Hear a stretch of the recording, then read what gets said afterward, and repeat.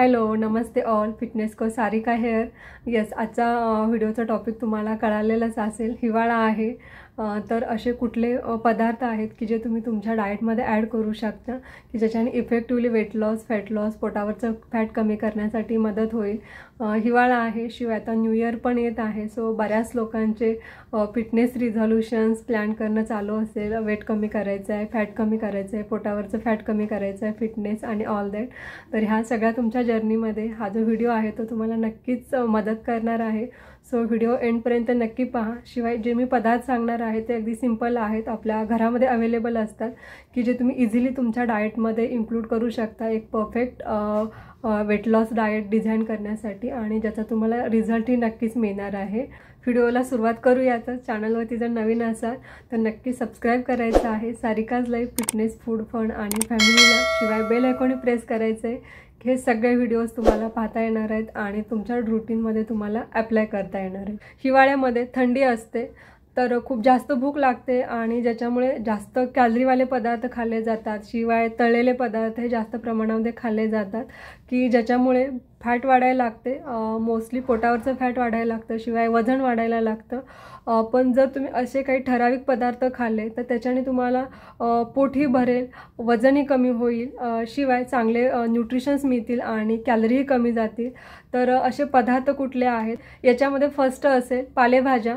हिवाळा हा एक असा सीझन आहे की खूप जास्त प्रमाणामध्ये फ्रेश आणि चांगल्या पालेभाज्या मिळतात, ज्याच्यामध्ये मेथी असेल, चुका, चाकवत, पालक, शेपू. तर अशा वेगवेगळ्या प्रकारच्या फ्रेश व्हेजिटेबल्स भरपूर प्रमाणामध्ये मिळतात. अगदी शहरात, गावाकडे तर अजून चांगल्या आणि फ्रेश पालेभाज्या मिळतात. तर तुम्ही तुमच्या जेवणामध्ये जास्तीत जास्त पालेभाज्या ॲड करू शकता. वेगवेगळ्या फार्ममध्ये अगदी वेगवेगळ्या एरियामध्ये वेगवेगळ्या पालेभाज्या मिळतात. तुम्हाला ज्या अवेलेबल आहेत त्या तुम्ही इन्क्लूड करू शकता. अगदी आठवड्यातून 4 ते 5 वेळा तुम्ही पालेभाज्या जेवणामध्ये घेऊ शकता. वेगवेगळ्या फॉर्ममध्ये घेऊ शकता. लसूण टाकून पालेभाजी भाकरीसोबत घेऊ शकता किंवा पालेभाज्यांचे सूप आहेत ते घेऊ शकता.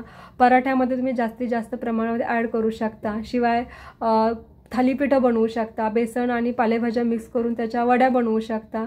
खिचडीमध्ये ॲड करू शकता. सो जास्तीत जास्त प्रमाणामध्ये तुम्ही पालेभाज्या जेवणामध्ये ॲड करू शकता. याच्याने काय होईल, पालेभाज्यांमध्ये जास्त प्रमाणामध्ये विटॅमिन्स असतात, फायबर असते, शिवाय आयर्नही चांगल्या प्रमाणामध्ये असते. सो तुम्ही थोडंसं जरी खाल्लं तरी तुम्हाला खूप जास्त वेळ पोट भरलेलं राहतं, भूक लागत नाही लवकर. महत्त्वाचं ह्याच्यामधून जास्त न्यूट्रिशन मिळतात, कॅलरी कमी मिळतात. सर ह्याच्यामुळे तुमचं वजन लवकर कमी व्हायला लागतं. शिवाय महत्त्वाचं डायजेशनही सुधारतं. फायबर चांगल्या प्रमाणामध्ये आहे तर त्याच्यामुळे फॅट कमी व्हायला लागतं आणि पोटावरचं फॅटही कमी व्हायला लागतं. तर तुम्ही तुमचा जो विंटर डाएट आहे तर ह्याच्यामध्ये तुम्ही नक्कीच जास्तीत जास्त प्रमाणामध्ये पालेभाज्यांचं इन्क्लूड करायला पाहिजे. दुसरा पदार्थ आहे मुळा. हिवाळ्यामध्ये मुळेही चांगल्या प्रमाणामध्ये फ्रेश अवेलेबल असतात. मुळा हा एक असा पदार्थ आहे की जो तुमच्या पोटावरचं फॅट कमी करायला मदत करतो. सो तुम्ही तुमच्या डाएटमध्ये चांगल्या प्रमाणामध्ये ॲड करू शकता. फक्त ज्यांना थायरॉइड आहे तर त्यांनी कमी प्रमाणामध्ये ॲड करायचे. मुळामध्ये आयर्न असतं तर त्याच्यामुळे थायरॉइड वाढू शकतं. सो कमी प्रमाणामध्ये ॲड करायचे. तुम्ही वेगवेगळ्या फॉर्ममध्ये मुळाही जेवणामध्ये घेऊ शकता.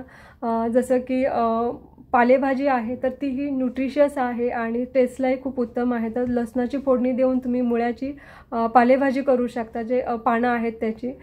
शिवाय जो व्हाईट पार्ट आहे तर त्याची तुम्ही भाजी बनवू शकता, कोशिंबीर बनवू शकता, शिवाय पराठे बनवू शकता.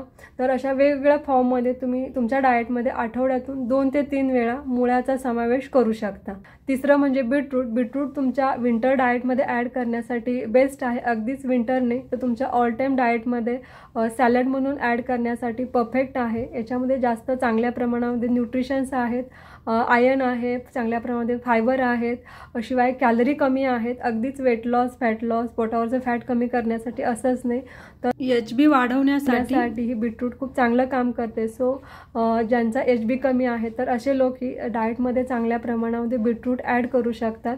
वेगवेगळ्या फॉर्ममध्ये तुम्ही घेऊ शकता, जसं की बीटरूट सॅलड असेल, कोशिंबीर, दह्याची कोशिंबीर, शिवाय ज्यूस पण घेतात. तर मोस्टली मी सजेस्ट करेन की ज्यूसपेक्षा मोस्टली तुम्ही प्रिफर करा की तुम्ही सॅलड फॉर्ममध्ये तुम्ही कट करून घेताय किंवा किसून घेताय की जेणेकरून त्याच्यामधले जे सगळे फायबर्स आहेत ते तुम्हाला मिळतील. जास्त वेळ फुल वाटेल, शिवाय तुमचं डायजेशनही सुधारेल.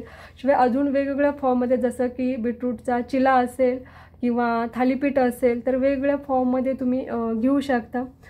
आयर्न चांगल्या प्रमाणात आहे, फायबर आहे, कॅलरीज कमी आहेत, तुमचं डायजेशन सुधारतं आणि ह्या सगळ्यामुळेच तुमच्या पोटावरचं फॅटही कमी व्हायला मदत होते.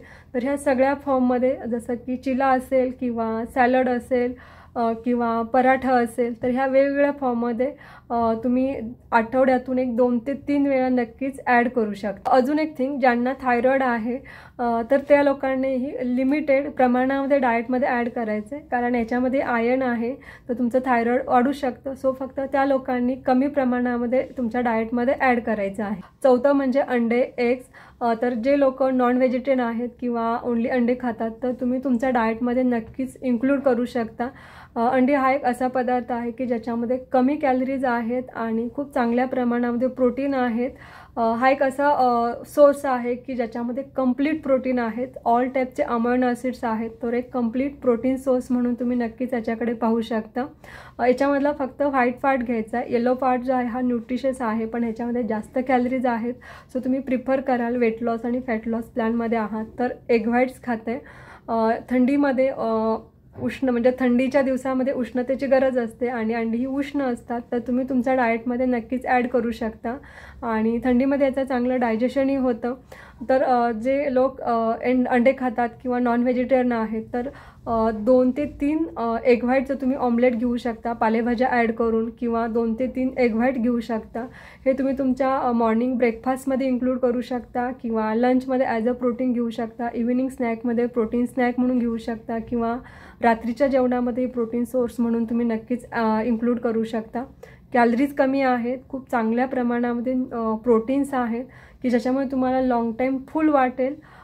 तर तुमच्या वेट लॉस आणि फॅट लॉस डाएटमध्ये ॲड करण्यासाठी आणि पोटावरचं फॅट कमी करण्यासाठी नक्कीच तुम्ही तुमच्या डाएटमध्ये इन्क्लूड करू शकता. आठवड्यातून अंडेही तुम्ही 2 ते 3 वेळा. 5वं म्हणजे धान्यही आपण सीझननुसार चूज करायला पाहिजे. जसं की नाचणी थंड आहे तर आपण हे उन्हाळ्यामध्ये घ्यायला बेटर आहे. बाकीची धान्य ज्याच्यामध्ये बाजरी, ज्वारी असेल, मका असेल तर थंडीमध्ये उष्णता टिकून राहायला मदत होते. शिवाय याच्यामध्ये चांगल्या प्रमाणामध्ये कॅल्शियम आहेत, फायबर आहेत, शिवाय अमायनो ॲसिडही आहेत. तर त्याच्यामुळे तुम्हाला पोट भरेल आणि जास्त वेळ फुल राहण्यासाठी मदत होईल. न्यूट्रिशन्स जे गरजेचे ते सगळे मिळतील. तर त्याच्यामुळे जर तुम्ही डाएटमध्ये ॲड केलं तर तुम्हाला हिवाळा असूनही जास्त वेळ फुल वाटेल, सारखं भूक नाही लागणार.